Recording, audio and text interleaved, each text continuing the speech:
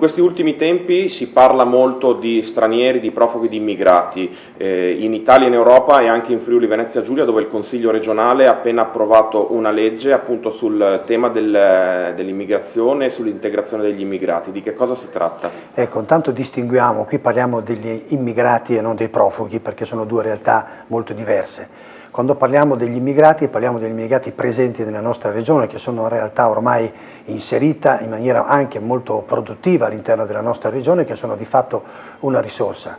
108.000 persone che producono il 9% del PIL di questa nostra regione, che fanno arrivare alle casse dello Stato più di 200 milioni di euro all'anno, e questo quindi è fondamentale e importante, e quindi sono assolutamente una risorsa per la nostra regione.